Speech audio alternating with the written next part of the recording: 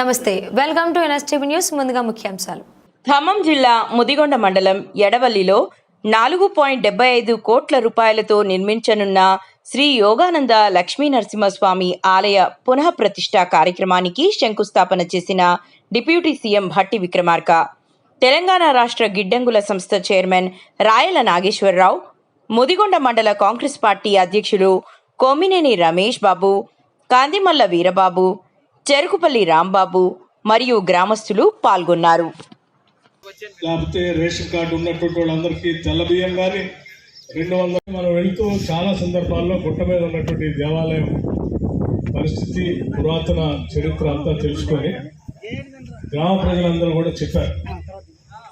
ఇక్కడికి వచ్చినప్పుడల్లా ఈ దేవాలయాన్ని అభివృద్ధి చేయడం కోసం మీ సహాయ సహకారాలు అందించాలి. అట్లాగే ప్రతి ఎన్నికల సందర్భంగా కూడా నా ఎన్నికల ప్రచార కార్యక్రమానికి కూడా ఇదే గ్రామం, ఎడవల్లి గ్రామం నుంచి యోగానంద లక్ష్మీ నరసింహస్వామి దేవస్థానం నుంచి ఇక్కడి నుంచి మొదలుపెట్టేటువంటి ఆనవాయితీ కూడా ఉంది.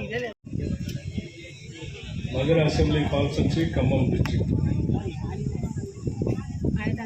ఇది కొన్ని దశాబ్దాలుగా ఈ ప్రాంత ప్రజలందరికీ, కేవలం ఈ మండలమే కాదు, చుట్టుపక్కల ఉన్నటువంటి మండల ప్రజలందరూ కూడా ఆరాధ్య దైవంగా, ఎవరికి ఏ ఇబ్బందులున్నా ఇక్కడికి వచ్చి మొక్కులు తీర్చుకోవటం అనేది ఆనవాయితీగా కొన్ని దశాబ్దాలుగా ఉన్నటువంటి కార్యక్రమం. ఈ దేవాలయంలో ఉన్నటువంటి ఉత్సవ విగ్రహాల్ని గ్రామాల్లో ఉన్నటువంటి దేవాలయానికి